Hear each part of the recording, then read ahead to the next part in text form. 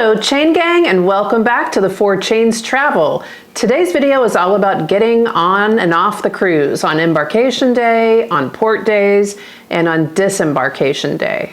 Yeah, the last 2 weeks our video have been about avoiding mistakes when booking your cruise and when on the cruise itself, and today's the finale.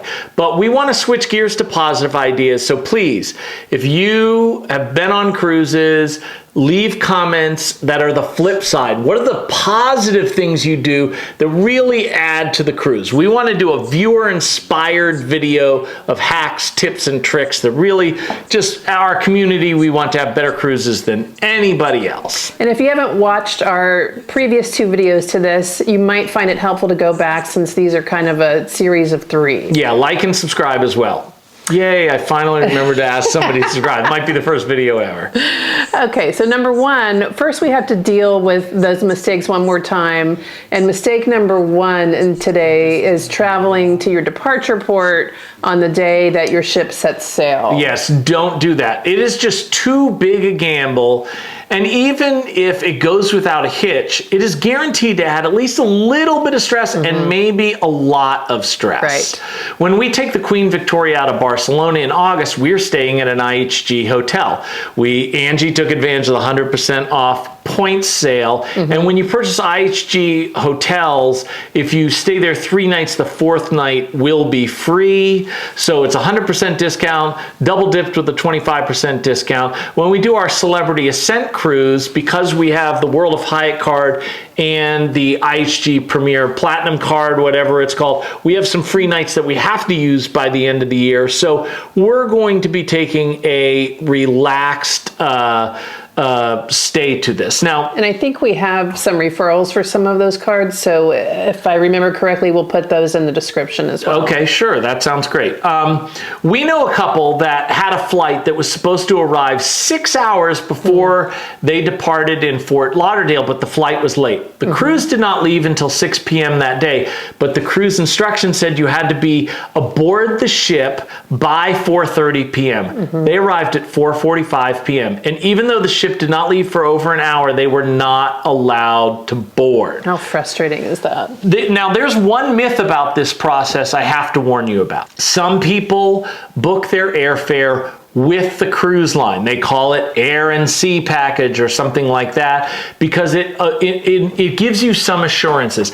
I'm not telling you to do that, but in some cases, you are paying more for your airfare than you could get on your own. Generally, in most cases, it's like that, but you're doing it to get some security, but it's important that you know what that security is. Read the fine print. If your flight is delayed, the cruise ship will not be delayed. What they're guaranteeing their do is they will get you on board the ship. That does not mean they will get you on board the ship when it departs. That may involve them flying you to the next port of call. Right. That's not as good. So there is some assurance and some value to the sea and air packages, but be aware of what you are not getting with that. Okay, mistake number 2 is not investing time researching to make the most of your port days. Yes, there's a lot to this.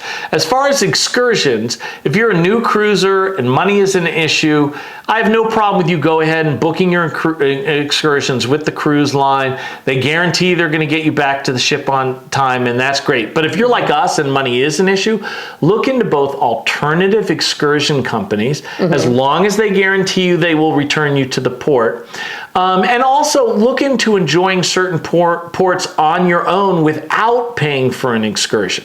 If you like exploring on your own, I recommend what'sinport.com. It has 1,200 ports in its database to explore.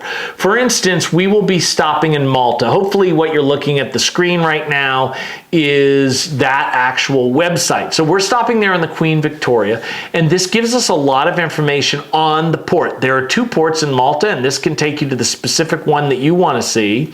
And there's lots of opportunities, things you can do to just enjoy on your own and saving money. Now, if you do want to do an excursion, you can still save money. I recommend ventureashore.com. It used to be called shoreexcursions.com. I'm also going to try to show you an example on the screen of how to use it here. I know a lot of people use Viator or Get Your Guide. I think Get Your Guide is really great when you're on vacation and you're looking to do tours and stuff like that. But for specifically port excursions, I like Venture Ashore because they focus specifically on cruises. When you type in your cruise, they know exactly when your cruise arrives, when it leaves, and that gives me some assurances. Yeah. So I think that the most underrated thing about booking your shore not through the cruise ship is there's almost always less people. So you actually get more time on the excursion because it takes less time to get everybody together, both when you're leaving and returning. So you're not only getting it cheaper, but you're getting more bang for your buck. Yeah. So let's, port days are something that some people enjoy more than others. You be the enjoy person. Okay, number 3. Mistake number 3 is having to do with both embarkation and port days, and that is do not try to bring contraband aboard. Yes. Make sure you understand the contraband list. It's easy to find on your cruise's website, and they'll send you paperwork about it. Just know what's contraband and don't roll those dice. One of the common old school complaints that people used to give about like Carnival and Royal Caribbean was a lot of people were smoking marijuana and they didn't like the smell. Those complaints have completely disappeared, and that is because they are using dogs, they're checking the bags, and you need to know even if pot is legal at the port you are leaving from, even if it's legal at all the ports you are visiting and legal in the port you are returning for, whether it's the port you left from or not, that doesn't mean it's legal on the ship. They are subject to federal law, and in federal law, THC is illegal, so do not try it. Even if in the past you've brought marijuana on successful, don't try it anymore. It's just, it's rough. We got a comment about how nicotine and alcohol are way worse for you than pot. I put good point.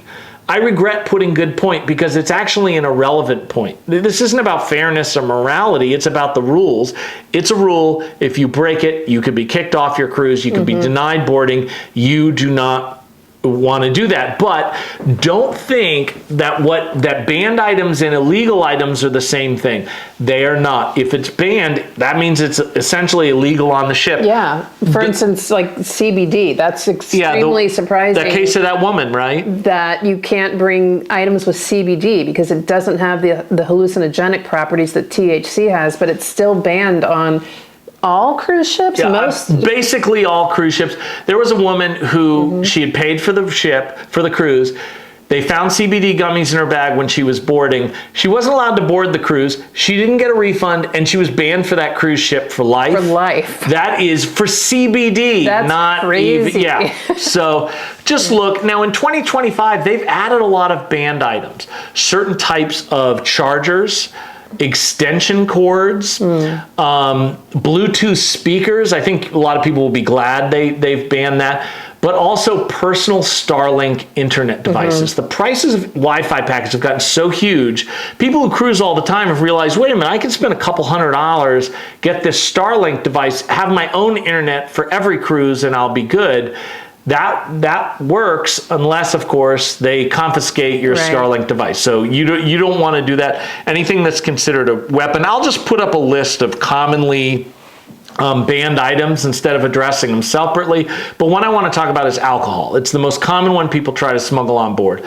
Some cruise ships do allow you to bring one bottle of wine, particularly ones that leave out of like Italy ports or ports in France and stuff, but make sure you know that it allows you to bring that bottle on or it's going to be compensated. And a lot of times they'll allow you to bring alcohol but from ports, but you can't consume it on the ship. They take it from you and they give it back for you when the cruise is over. Cunard has specialty drinks that are $18. It makes it a tempting risk. We had one subscriber his name's Tyrone. I'll delete his last name, even though he didn't ask me to. He knows that they check the bag. So every time he goes to a port and there's cheap alcohol, he buys that flat kind of 16-ounce one and he tapes it across the back with tape to get it on. It only costs him like $5, and what he's saying is to get that amount of alcohol on board would be a couple $100. So he thinks it's worth doing. I would never try that unless a bunch of you comment that you've done it and it worked. I don't know. The Cunard cruise, we have the $460 in onboard credit, so that's going to limit the amount of booze. We're probably going to do their steakhouse, and then we won't have any more booze than that. So just don't bring contraband stuff on board. No nunchucks, no throwing stuff. Okay, mistake number 4 is not returning to the ship on time on port days. So we asked about things people like on cruise ships that nobody talks about, and one of them is people like to watch pier runners. Do you know what pier runners is? So one of the most popular things is watching pier runners, and the worst thing about a cruise is being a pier runner. What that is people coming back late, running down the gangway, trying to get on the cruise, and they're not going to make it on the cruise. Even if the board hasn't left, if the gangplank has gone up, you're not getting them. So our cell phones are set to automatically adjust with time zones, but you always have to make sure the time zone on the port is the same as the time zone on the ship. Mm-hmm. You have to be smart. You have to know when the limit for getting on the ship. Just because they see you and you're waving your arms, they're not gonna. Well, hopefully, and it's usually quite some time. It's not right before the ship's leaving. Hopefully, we're gonna get some great footage of people you're watching right now missing ships. So okay, mistake number 5. This is an embarkation issue, and that is not bringing necessary medicine with you on the ship. Yeah, a couple of quick things. If you have a prescription, bring it in the bottle. Because with the prescription on it. I'm used to putting mine in a pill dispenser. It's usually not an issue with airlines, but on cruise ships, they will open, they will tell you what it is. Bring it in the original bottle, and then once you're on the ship, you transfer it to the pill dispenser. If you get headaches or colds or allergies, bring the stuff, bring it in its original packaging. If you don't need it, it doesn't take up that much space. Medical care on ships is generally subpar, and it is astonishingly expensive. Incredibly expensive. But aside from these things that get publicity of people spending $5,000 because they got a cold or something like that on a ship for medical care, is the woman who needed Benadryl and had to pay $390 for a box of a dozen Benadryl, which would be like, I don't know what, even $10 and expensive. So don't risk it. We said in last week's video, don't buy anything on the ship. But if you have to buy sunscreen, it's going to cost you more money than if you brought it on, but it's not going to ruin your trip.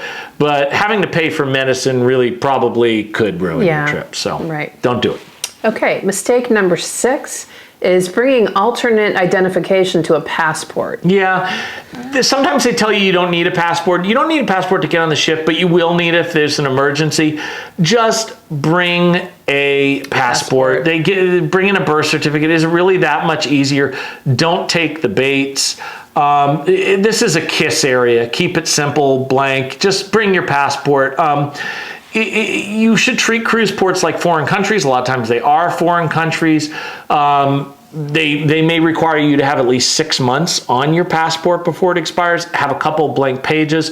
We're full-time travelers, so we get the passports with the extra pages. That's less necessary now because of the Schengen zone not needing to get a stamp, the coming ETIAS, the ETA. We did a video on European travel. If you're unaware of all the things that have changed this year in 2025 with European travel, please check out that video.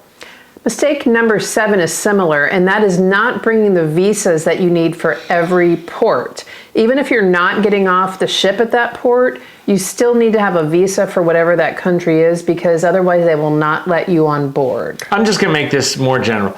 Read your pre-cruise documents. Dot all your I's. Cross all your T's. Why would you get denied boarding a cruise that you've paid for? You will not get, if you think you get denied and they give you your money back, that doesn't happen. No.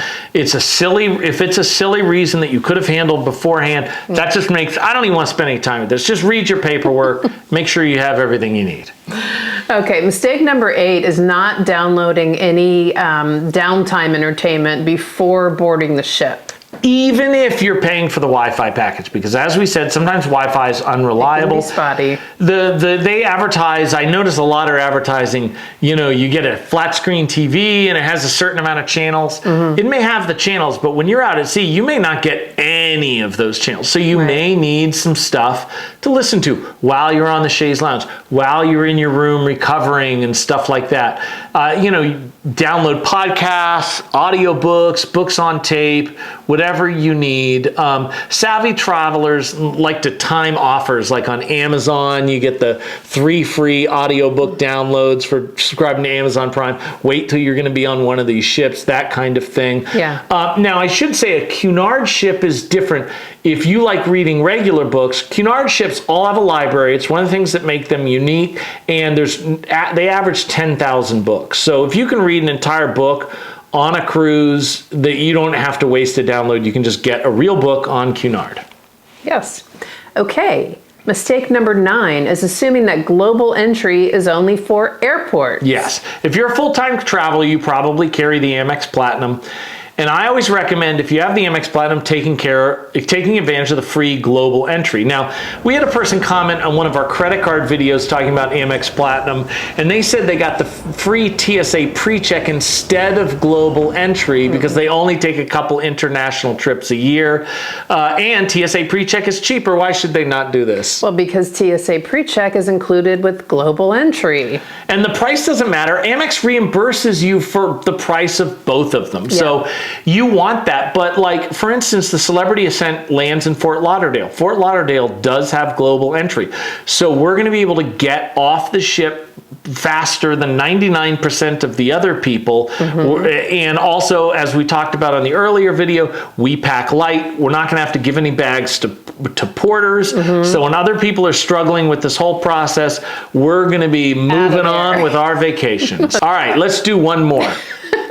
Mistake number 10 is not planning your getaway from disembarkation. Yeah, so when we land in Fort Lauderdale, since that's on my mind, I was just talking about it, our plan is to wait for one of those Amtrak sales where you can get up to 10 segments for $299 and take the train back up the East Coast. If that sale doesn't happen before then, we're going to go ahead and just take domestic airfare with our points. We're not nearly, that's going to be in November, so we're not in that golden territory if you've seen our other travel videos. So there's no rush if we have to get a flight instead. That's our plan. If you're returning to your home, it's pretty easy. But what you don't want to do is, okay, we're off the ship, let's find a cab. Other people will have planned. You don't want to be the one to plan. And stuck there for a long time and add a bad ending to your great vacation. Absolutely. So those are the mistakes. We want you guys, as we said, please give us your tips, your hacks. What do you do to make your cruise better than your average? Let's have a real positive vibe video comment. Please leave it in the comments. We'll give you full credit in the video unless you say that you want to give the tip, but you don't want credit. And, you know, we can really move on to some great stuff, right? Thank you so much for everyone watching. We really appreciate your viewership, your liking, your subscribing, and we will see you next time on the 4 Chains Travel.